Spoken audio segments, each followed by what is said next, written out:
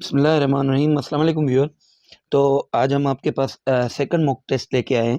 इस टेस्ट में total 15 question है जो कि सारे मैथमेटिक्स से रिलेटेड है।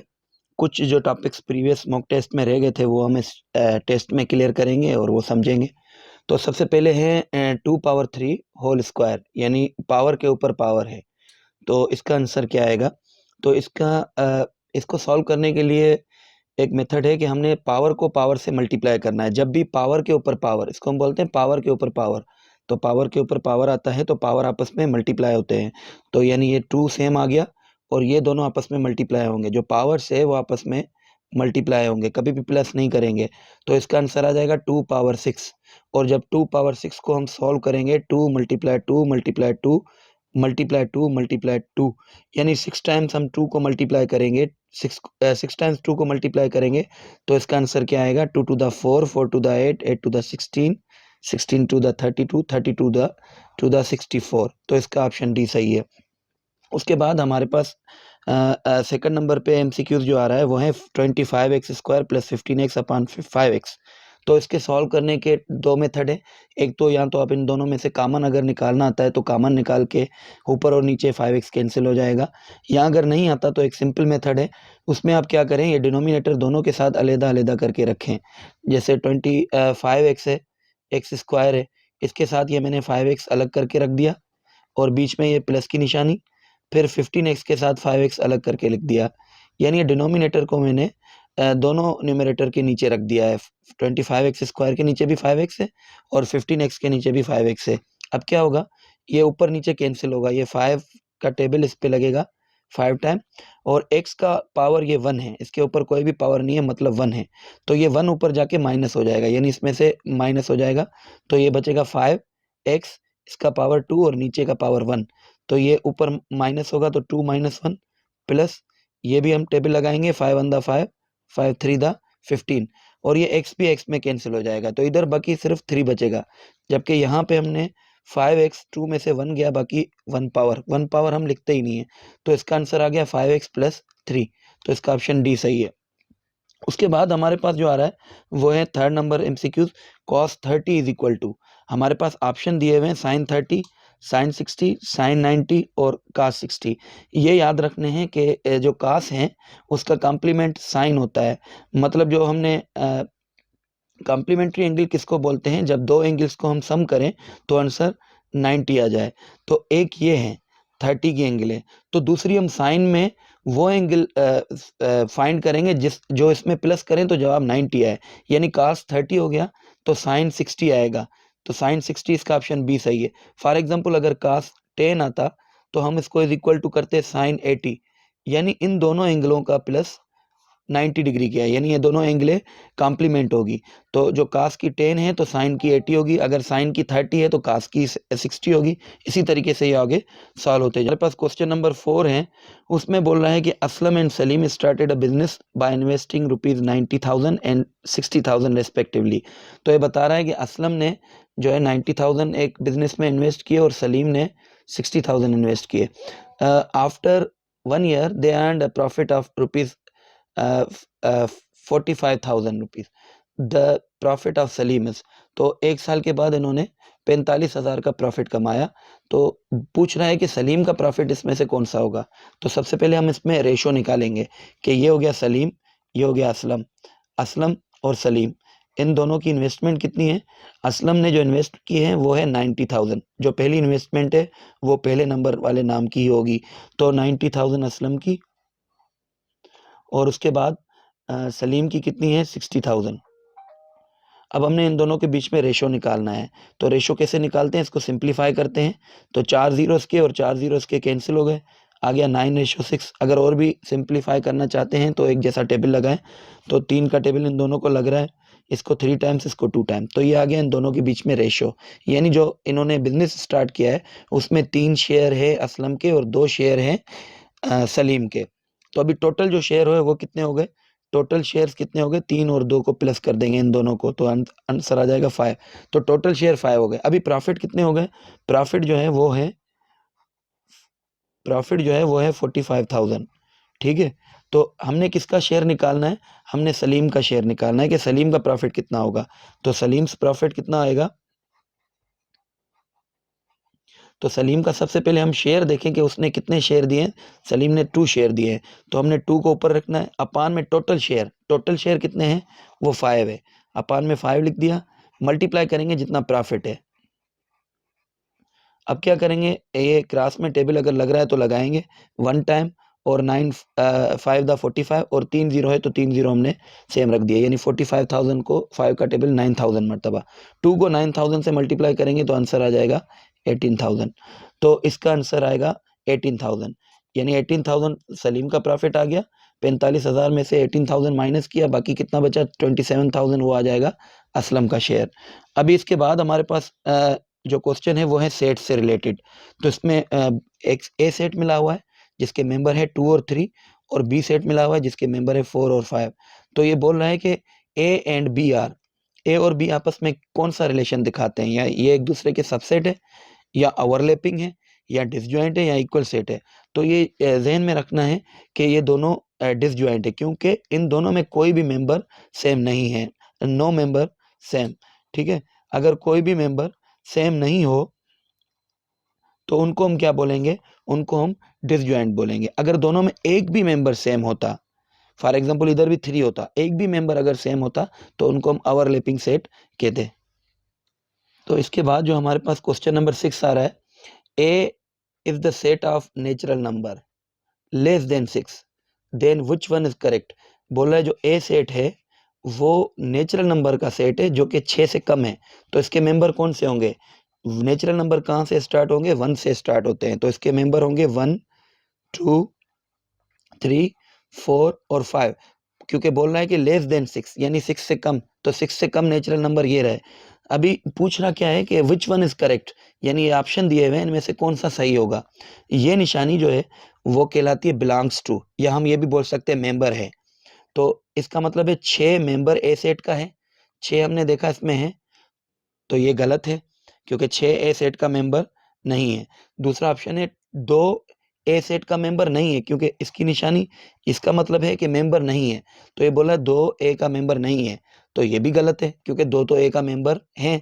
उसके बाद बोला है 0 ए का मेंबर है, तो 0 भी ए का मेंबर नहीं है, तो ये भी गलत है। तो ऑप्शन नंबर डी है 7 ए का मेंबर नहीं है, तो ये सही ऑप्शन है, क्योंकि अगर आप देखें तो इसका मतलब है 7 ए सेट में नहीं है, तो देखें 7 वाकई ए सेट में नहीं है, तो डी ऑप्शन सही रहेगा। उसके बाद ये क्यूब रूट की निशानी है, जो कि क्यूब रूट को हम इससे शो करते हैं। स्क्वायर रूट की अगर कोई निशानी बोले तो ये सिंपल है, जब इंडेक्स में 3 आ जाता है तो क्यूब रूट है। तो इसका हमने 343 का हमने क्यूब रूट निकालना है, मतलब हमने 343 के फैक्टर्स निकालेंगे पहले। सबसे 343 को ना 2 का टेबल लगता है, ना 3 का, ना 4 का, ना 5 का, ना 6, ना 7 का लगता है, बिल्कुल 7 का टेबल इसको कितनी मरतबा लगेगा, 7 4 द 28, जब 6 जाएंगे इधर तो 7 9 द 63। उसके बाद फिर 7 का टेबल लगेगा 7 टाइम, फिर 7 का टेबल लगेगा 1 टाइम। तो इसके कितने मतलब नंबर आ गए, फैक्टर्स कितने आ गए, 3 टाइम्स 7। तो हमने क्यूब रूट निकालना है, तो हम इसको क्यूब रूट कैसे निकालते हैं, 3 टाइम्स 7 लिखेंगे।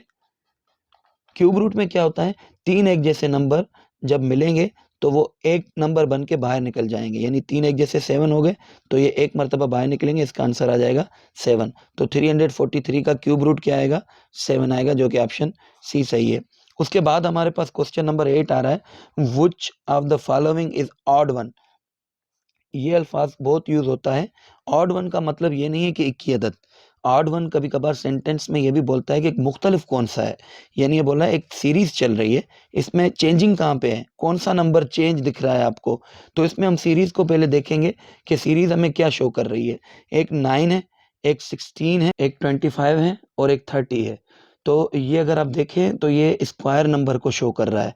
जब हम 3 को 3 से मल्टीप्लाई करेंगे, यहाँ हम ये भी बोल सकते हैं ये परफेक्ट स्क्वायर नंबर है, यानी इसका अंडर रूट आ सकता है। स्क्वायर रूट अगर हम इसका निकालेंगे तो 3 आएगा, या ये भी हम बोल सकते हैं जब 3 का स्क्वायर लेंगे तो 9 आएगा, 4 का स्क्वायर लेंगे तो 16 आएगा, और जब 5 का स्क्वायर लेंगे तो 25 आएगा। जबकि ये किसी भी नंबर का स्क्वायर नहीं है, हम ये बोल सकते हैं कि ये 3 स्क्वायर है, ये 4 स्क्वायर है, ये 5 स्क्वायर है, जबकि ये बिल्कुल अलग नंबर है। तो इसका आंसर आएगा ये सीरीज में बिल्कुल अलग नंबर है। तो हमारे पास क्वेश्चन नंबर 9 है। इसमें पूछ रहा है कि if 9 workers can do a work in 14 days, 9 बंदे हैं जो एक काम 14 दिन में ख़त्म करते हैं। In how many days same work will be done by 21 workers, वही काम अगर 21 बंदे करें तो कितने दिन में ख़त्म कर सकते हैं।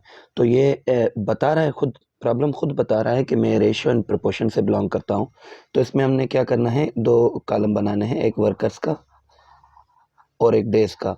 अभी इसमें क्या है कि 9 वर्कर कितने दिन में काम ख़त्म करते हैं, 14। इन हाउ मेनी डेज, यानी डेज पूछ रहा है तो एक्स हमने डेज की जगह रखा। 21 वर्कर, ये हमें बता रहा है कि 21 वर्कर कितने दिन में काम खत्म करेंगे। तो जहाँ पे एक्स है उसको आप डाउनवर्ड एरो की निशानी दे दीजिए और इसमें लिख दीजिए पहले डिनोमिनेटर अपॉन न्यूमरेटर, यानी ये डिनोमिनेटर होगा जिधर हेड होगा और ये न्यूमरेटर होगा। अब इन दोनों का रिलेशनशिप देखते हैं कौन सा है।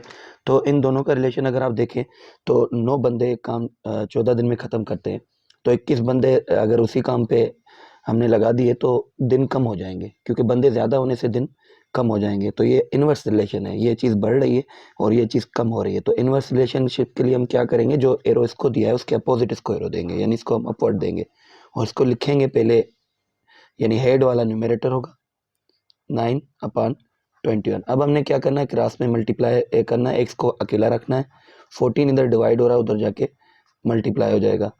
तो अब क्या करना है, आमने सामने टेबल लगाए, ऊपर नीचे टेबल लगाए। 7 का टेबल इसको लग रहा है 3 टाइम और इसको लग रहा है 2 टाइम।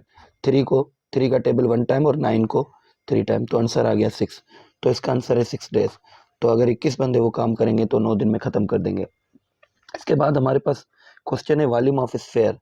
तो ये सिंपल, कभी कभार डायरेक्ट भी हमसे सिर्फ फार्मूला पूछ लेता है कि किसी चीज़ का वॉल्यूम या किसी चीज़ का एरिया क्या है। तो ये बोला स्फेयर का वॉल्यूम क्या है। तो इसमें ये जो ए ऑप्शन दिया गया है पाई आर स्क्वायर एच, ये है सिलेंडर का, ये सारे वॉल्यूम ही मिले हुए हैं, ये सिलेंडर का वॉल्यूम है। जबकि ये जो 1/3 पाई आर स्क्वायर एच है ये है कौन का, और ये 4/3 पाई आर क्यूब ये है स्फेयर का, ये स्फेयर का वॉल्यूम है। जबकि ये जो है वो क्यूबाइड का है, ये क्यूबाइड है। जबकि क्यूब का जो होता है वो तीनों साइडें इक्वल होती है, जिसकी वजह से हम उसको साइड इंटू साइड बोल सकते हैं, साइड क्यूब बोल सकते हैं। तो इसका ऑप्शन सी सही है, स्फेयर का वॉल्यूम का फार्मूला ये है। क्वेश्चन नंबर 11 है, इसमें पूछ रहा है 13 इन बाइनरी नंबर। तो ये आपको मैं बता दूं कि टोटल जो नंबर्स के सिस्टम होते हैं हमारे पास, वो 8th क्लास की बुक में हमारे पास जो लिखे हुए हैं वो 4 है। एक तो होता है डेसिमल, जो हम आम यूज़ में लेके आते हैं, डेसिमल नंबर सिस्टम, जिसमें 0 to 9 नंबर होते हैं, ये हमारे आम नंबर, आम इस्तेमाल में नंबर आ रहे होते हैं। दूसरा होता है बाइनरी। तो बाइनरी में कौन से डिजिट आते हैं, सिर्फ 0 और 1 आता है। जबकि उसके बाद बेस 5 होता है, बेस 5 में कौन से होते हैं, 0 से लेके 4 तक डिजिट आते हैं। जबकि बेस 8 में कौन से होते हैं, 0 से लेके 7 तक डिजिट आते हैं। डेसिमल में इसको हम बेस 10 भी बोल सकते हैं डेसिमल को। तो ये एक डेसिमल नंबर दिया हुआ है, इसको बोला है बाइनरी नंबर में कैसे कन्वर्ट करेंगे। तो ये याद रखना है, जब भी डेसिमल नंबर को बाइनरी नंबर में कन्वर्ट करना है तो आपको सिर्फ 2 का टेबल पढ़ना है, 2 से डिवाइड करना है। तो 13 को बाइनरी नंबर में हमने चेंज करना है, तो 2 का टेबल पढ़ेंगे, 6 टाइम लगा, जो रिमाइंडर बचा वो हम इधर लिखेंगे।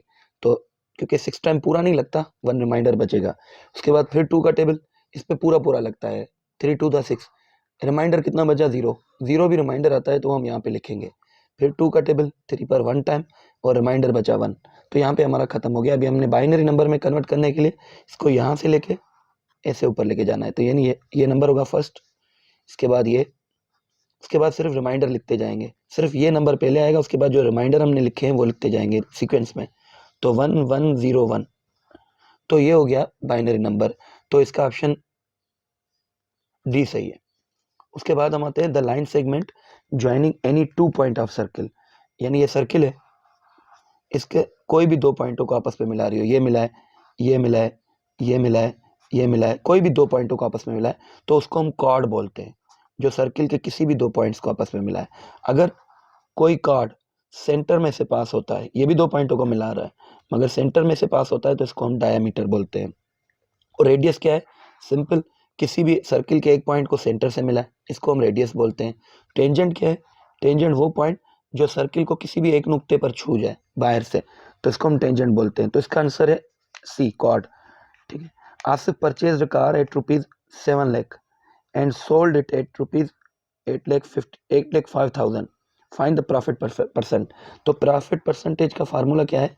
प्रॉफिट परसेंटेज का जो फार्मूला है वो है प्रॉफिट अपॉन सीपी। सीपी मतलब कास्ट प्राइस, जितने में आपने चीज़ खरीदी है, मल्टीप्लाई 100। तो हमने ये प्रॉफिट परसेंटेज मालूम करना है। सबसे पहले तो आपको प्रॉफिट मालूम होना चाहिए कि प्रॉफिट रकम में कितना आ रहा है। तो 7 लाख रुपए की चीज़ है, 8,05,000 की बिक रही है, तो इसमें से जाहिर है कि प्रॉफिट कितना हुआ इस बंदे को? 1,05,000। तो ये 1,05,000, क्योंकि 8,05,000 रुपये में इसने बेच दी और 7 लाख रुपए में खरीदी, तो उसको 1,05,000 रुपये का प्रॉफिट हुआ। तो हम इस फार्मूले में पुटअप करेंगे तो प्रॉफिट कितना आ गया? 1,05,000 अपान में सीपी कितनी है? सीपी है 7 लाख, मल्टीप्लाई 100। तो ये 2 जीरो इस 2 जीरो में कैंसिल, जो 3 जीरो है ये 1 2 3, इन 3 जीरो को ऊपर कैंसिल कर दीजिए। फिर सिर्फ 7 का टेबल हमने 105 पे पढ़ना है। तो 7 का टेबल अगर 105 पे पढ़ेंगे तो 10 पे लगेगा 1 टाइम, 3 इधर गया 15 टाइम, यानी 15% इसका आंसर है। कितना प्रॉफिट हुआ? 15%। बी ऑप्शन सही है। इसके बाद क्वेश्चन है 1947 can be written in Roman as. इसको हमने रोमन नंबर में लिखना है। तो रोमन नंबर कोई भी बड़ा हो उसको आप इजीली लिख सकते हैं। आप उसको पहले क्या करें, उसको आप पहले एक्सपांडेड फॉर्म में लेके आए। यानी ये हो गया 1000, फिर हो गया 900, फिर हो गया 40, फिर हो गया 7। अब 1000 को कैसे लिखते हैं? सिर्फ m, और 900 को यानी 1000 में से एक कम। ठीक है, तो ये हो जाएगा CM।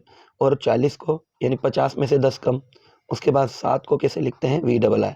तो ये इसका ऑप्शन है MCM XL VII, जो कि ऑप्शन नंबर सी सही है। Okay. The degree of polynomial, ये एक पॉलिनोमियल है। पॉलिनोमियल की हमने डिग्री लिखनी है खाली। तो इसकी डिग्री कैसे लिखेंगे? तो इसके लिए हमने क्या करना है? बड़े में बड़ा पावर, ये ट्राइनोमियल है, यानी 3 रकमी एक रकम है। Trinomial, binomial, monomial. तो ये 3 रकमी एक रकम है। हम तीनों रकम यानी एक ये रकम हो गई, एक ये रकम हो गई, एक ये रकम हो गई। इसमें हमने डिग्री चेक करना है तो बड़े में बड़ा पावर चेक करेंगे। इसमें पावर है 3, क्योंकि इसका बड़े में बड़ा पावर है 3। इसका पावर है 1, और इसका पावर कितना होगा? इन दोनों पावर को ऐड करेंगे। इसका पावर कुछ भी नहीं है, यानी 1, और इसका पावर 4 है। तो अगर इन दोनों को प्लस करेंगे तो इसका पावर आ जाएगा 5, यानी इसकी डिग्री आ गई 5। ये याद रखना है, जब डिग्री फाइंड अप करनी है तो जो दो वेरिएबल है इनके पावर आपस में ऐड होंगे। यानी इसका 1 पावर और इसका 4 पावर, ये एक ही रकम है, इसीलिए इन दोनों के पावर ऐड होंगे, आ जाएगा 5। तो ये है 5 डिग्री इक्वेशन।